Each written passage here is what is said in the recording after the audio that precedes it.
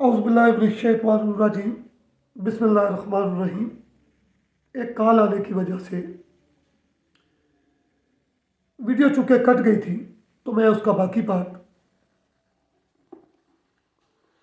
आपकी खिदमत में पेश करता हूँ। ये अल्कीमिस्ट अपने तजर्बात और अपनी सोच और मफरूज़ात को अजीब तरह के कोड्स और अशारों के ज़रिए लिखते थे। जैसे इजिप्शियन में आपने देखा मुख्तलिफ़ किस्म के पत्थरों पर मुख्तलिफ टाइप की ज़बान ये लोग तहरीर करते थे और उसको महफूज करते थे। ये महफूज करने का सिलसिला दुनिया बनने में कब शुरू हुआ, इंशाल्लाह इसको भी मैं आगे आपके सामने बयान करता हूँ। इसी वजह से आज साइंसदान और स्कॉलर जितने भी इनके काम को समझने में उनको मुश्किल पेश आ रही है। जिन कोड वर्ड और इशारों का इस्तेमाल किया जाता था उनका तल्लक हमें एस्ट्रोलॉजी में भी मिलता है। अल्कीमिस्ट टेक्स्ट में 7 सियारों की लामतें मिलती हैं। सूरज यानी सन, कमर, चांदी, मरीख, मश्तरी, वीनस, मरकरी और सटर्न। ये लोग सूरज यानी सन को, शम्स को गोल्ड से तशबीह देते थे। मून यानी चांद को कमर नकरा चांदी से, मरीख मर्स इसको लोहे से, वीनस इसको कापर से, मरकरी को मरकरी से, ऑस्ट्रन इसको ये लड़ यानी सिक्के से। इन्होंने इन नामों से मुख्तलिफ ज़बानों और अशारों से इस इल्म को महफूज करना शुरू किया। अल्कीमिस्ट के मुताबिक दुनिया में मौजूद हर शय का वजूद 4 चीज़ों की वजह से बना है, यानी आग, पानी, हवा और मिट्टी। इन एलिमेंट्स को ये क्लासिकल एलिमेंट्स कहते थे। इनके मुताबिक मरकरी, सल्फर और नमक को इन 4 क्लासिकल एलिमेंट्स के साथ मुख्तलिफ तरीकों से बनाने से हर जिंदा इंसान को पैदा किया जा सकता है। जैसा कि हज़रत ईसा अलैहिस्सलाम मट्टी की चिड़िया में फूंक मारकर अल्लाह के हुक्म से उसको जिंदा किया करते थे। अगरचे ये इल्म इब्तदाई तौर पर खुफिया और इंसानी जिंदगी के लिए नहायत परेशान कन बना रहा, मगर इस इल्म ने आगे जाकर जदीद केमिस्ट्री और जदीद साइंस को जन्म दिया, जिससे मेडिकल साइंस की बुनियाद रखी गई।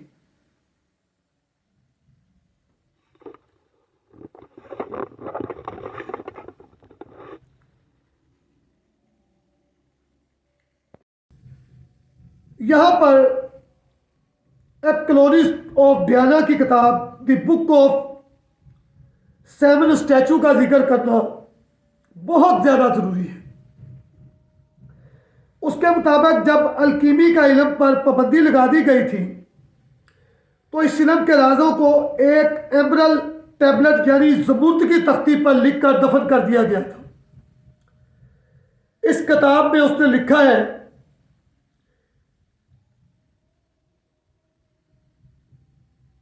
कि तुर्की के शहर त्याना में हैबिटक मुजस्मे के कदमों में पुशीदा एक तहखाने में से अनमैरल टैबलेट को हासिल किया उसने, और फिर इस शख्स ने अनमैरल टैबलेट की मदद से अलकीमी के इल्म को सीखा। अपनी किताब बुक ऑफ 7 स्टोन में वो लिखता है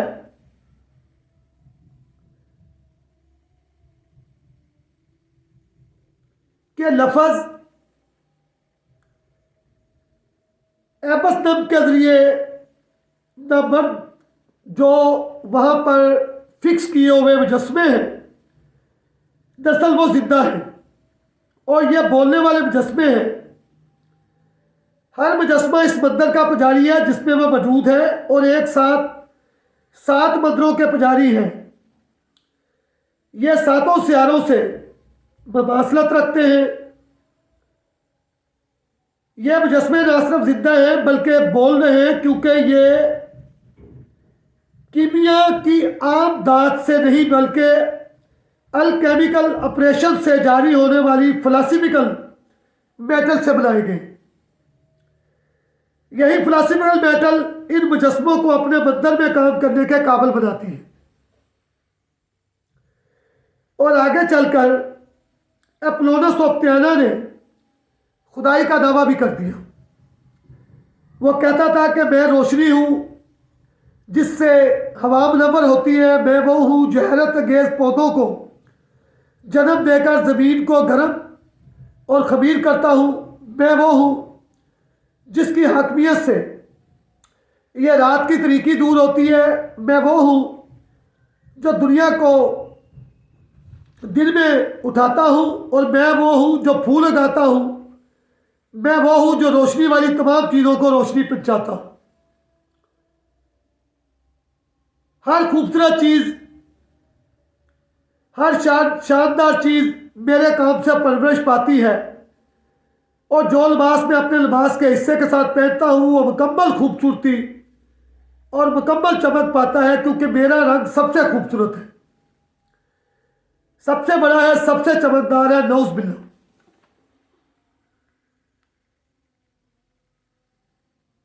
एपोलोनस ऑफ थियाना कि इस बात से अभी इल्मुल कीमी यानी कीमिया और मेडिकल साइंस की पूरी तरह से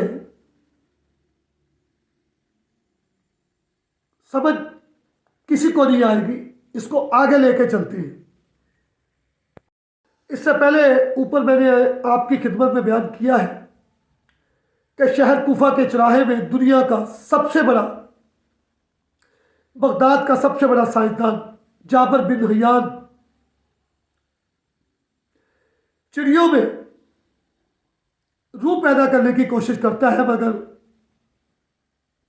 रूह तो पैदा नहीं होती, मगर उन चिड़ियों के जिस्म से, मट्टी से कुछ शुआएं निकलकर आसमान की तरफ बुलंद हो जाती।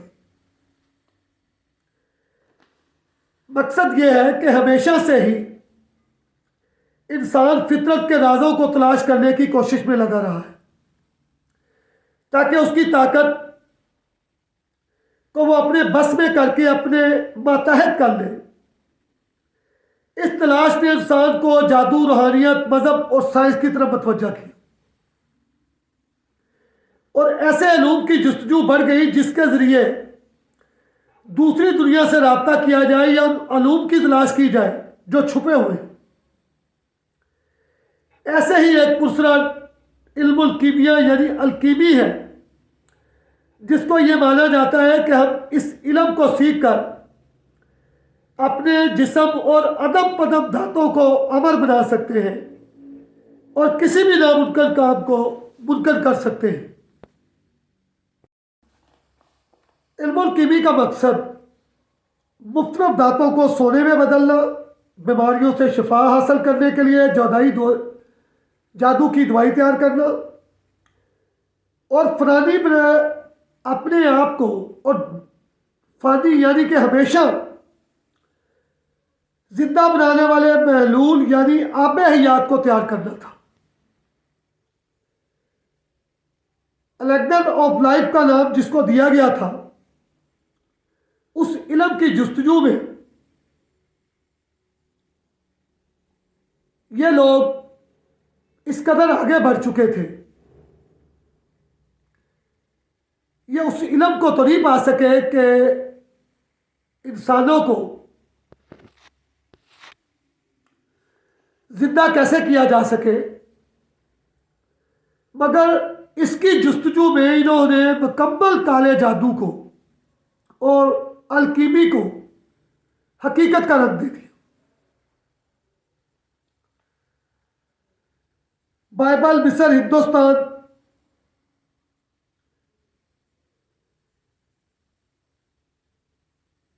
इस दात के कारीगरों को एक झुंड मौजूद था इन ममालिक। उन्होंने इस बारे में कोई बाकायदा नजरिया तो पेश नहीं किया कि तारीख में सबसे पहले अरस्तु ने यह नजरिया पेश किया कि हर चीज पानी, हवा, मिट्टी और आग के इख्तलात से वजूद में आई है। और बाद में सुनहरी तरीक के कीमियागरों ने भी यह फलसफा पेश किया कि इन चार अनासर को मखसूस तनासब से मिलाया जाए तो वो एक जादुई पत्थर, फिलासफर स्टोन यानी पारस पत्थर बनता है। सबसे पहले पारस पत्थर के बारे में 3000 साल कबल अज मसीह में इसका जिक्र लिखा गया, इसके बारे में बात हुई। मिस्र के मशहूर मुसन्नफ ने अपनी किताब फैरोक मोटा में इस पत्थर का बयान किया है, जिसमें इस पत्थर की जादुई ताकत को बयान किया गया है। जबकि इस्राएली रिवायत में बताया गया है कि दुनिया की इब्तदा से ही इंसान फिलासफर स्टोन यानी पारस पत्थर की खोज में था और हजरत आदम और हजरत हव्वा को खुदा की तरफ से इस पत्थर के मुतल्लिक बताया गया था। हमारे और आपके बाबा आदम और अम्मा हव्वा, जिनकी पूरी दुनिया औलाद है, बुद्ध और बुद्ध मत में इस पत्थर को चिंतामणि के नाम से जाना जाता है। बुद्ध मत के मुताबिक यह पत्थर जिसको हाथ लग जाए उसे गौतम बुद्ध की तरह आत्मा का ज्ञान मिल जाता है।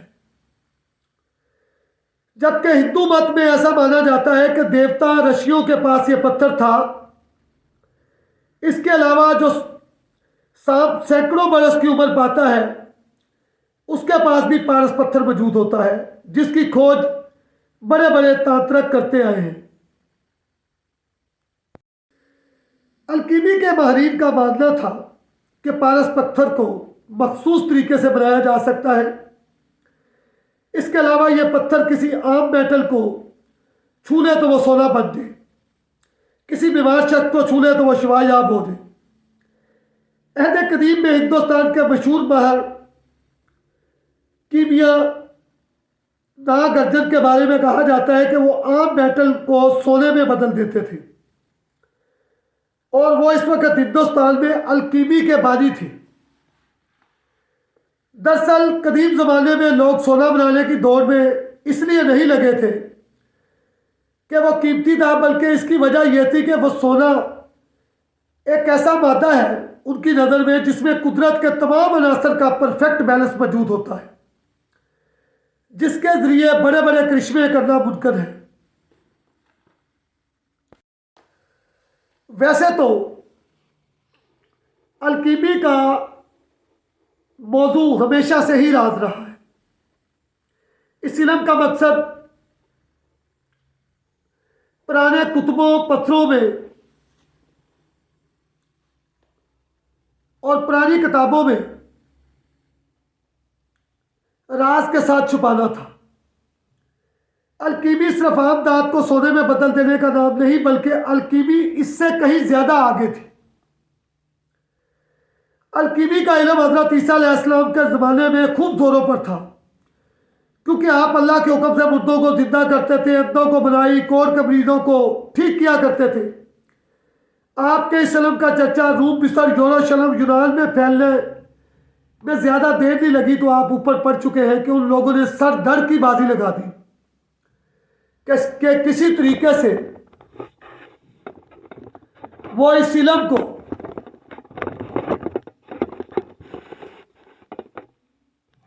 हासिल करें और हमेशा से जिंदा रहे।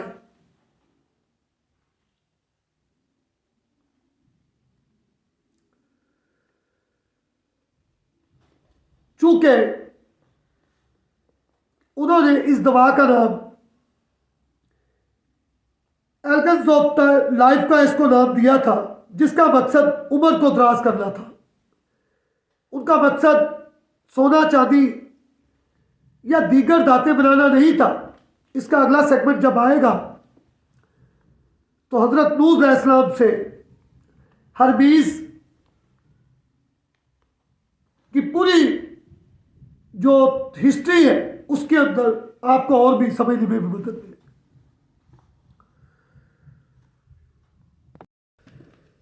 अल्कीमिस्ट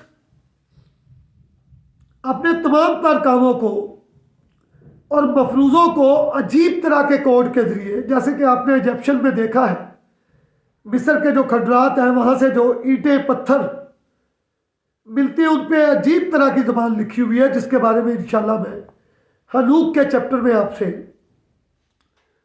पूरा जिक्र उसका करूँगा। जूजी मोस्ट नामी मिस्री अल्कीमिस्ट हज़रत ईसा अलैहिस्सलाम के 300 साल बाद पैदा हुआ। उसका मानना था कि हज़रत ईसा इब्ने मरियम अलैहिस्सलाम के पास जादुई पत्थर था जिसके साथ वो परिंदा बनाकर उसको जिंदा किया करते थे।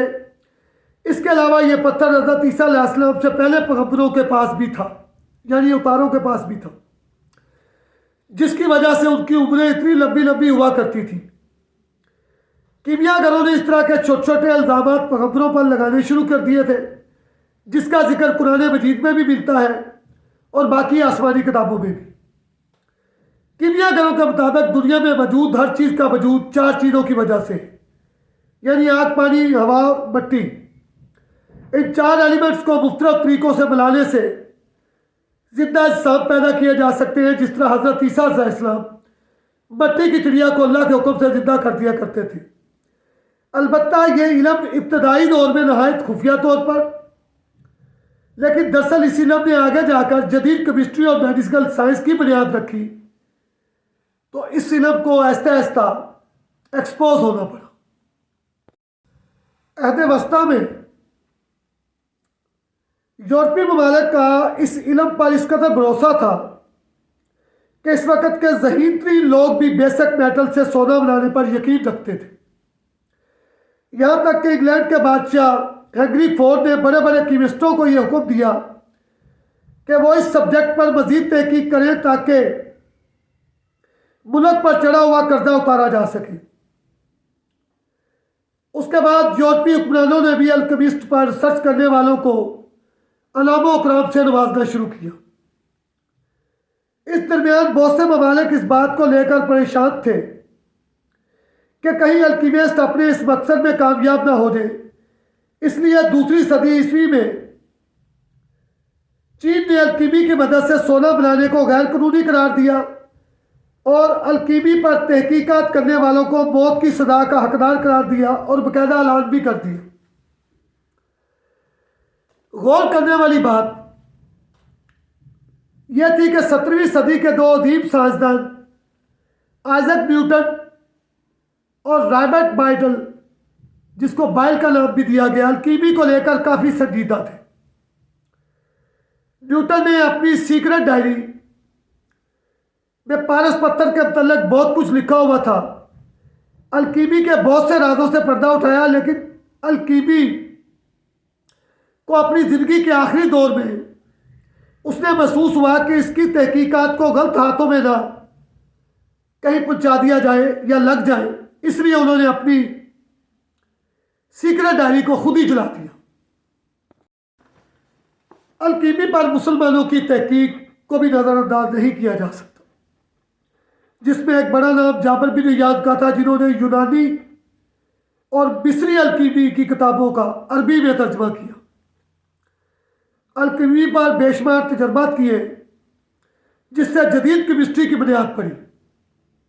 आज 21वीं सदी के इस दौर में भी अल्कीमी पर तहकीकात की जाती है। हालांकि आज के ज़्यादातर कीमिस्ट अब मेटल को सोने में बदलने की कोशिश नहीं करते। उनके सदियों पुराने ख्वाब ने शायद कीमी का दम तोड़ दिया है। आज के अल्कीमिस्ट बस एक ऐसी दवा बनाना चाहते हैं जो इंसान को तमाम बीमारियों से आज़ाद और हमेशा के लिए जिंदा और जुबान रखने पर मबनी है। अल्कीमी के एक मेडिकल शाख जो है आज भी हमारे दरमियान मौजूद है। इसलिए इस जदीद दौर में भी बहुत से लोगों का इस्तेमाल और रुझान इस अलकीमी के मुख्तलिफ जुजियात के ऊपर है।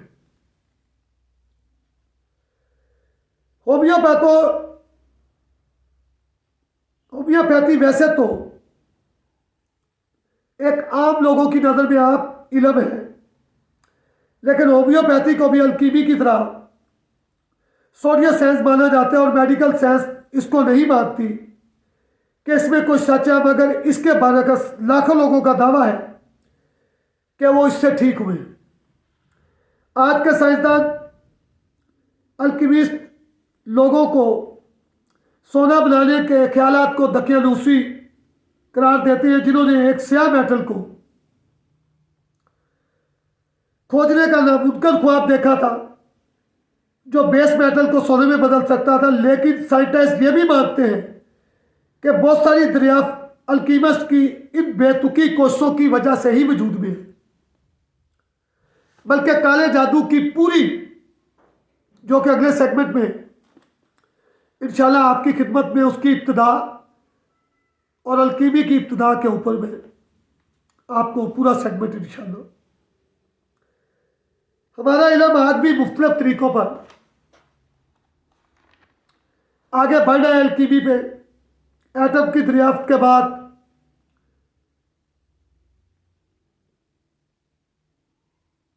रेडियो एक्टिविटी और नई तहकीक के बहुत सारे दरवाजे खुल चुके हैं इन्हीं दकियानूसी पुराने, जिनको कहा जाता है अल्कीमिस्ट की वजह से। दोस्तों, इल्मुल कीमिया एक मुकद्दस इल्म है। मैंने 45 साल इसके ऊपर मेहनत की और अल्हम्दुलिल्लाह इस पर मेरी इसी चैनल के नेम पर जो बुक आ रही है, जिसकी इब्तिदा सबसे पहले मैंने हिंदुस्तान से शुरू की है, यह साबित कर देगी कि 13वीं सदी ईस्वी में जिस तरह शम्सुल मारफ एक ऐसी किताब लिखी गई कि जिसको अलबूनी ने तसनीफ किया और जिस किताब को बाद में शैतानी किताब का नाम दिया गया, जिसको पढ़ने वाले आज भी कहते हैं कि पागल हो जाते हैं, इंशाल्लाह मेरी ये बुक इल्मुल कीमिया की एक रंगी तलवार होगी। और जिस तरह अलबूनी की किताब लिखे जाने के बाद 400 साल तक गायब हो गई थी, तो ये पहली कापियों के बाद यह भी मुझे लगता है बैंड हो जाएगी और फिर कभी दोबारा जब उभर के आएगी तो इसकी शक्ल बदल चुकी होगी, लेकिन इंशाल्लाह क़यामत तक मेरी ये किताब चलेगी। अगले सेगमेंट में इसके ऊपर मज़ीद रोशनी डालूंगा। वमा अलैना इल्लल बलागुल मुबीन।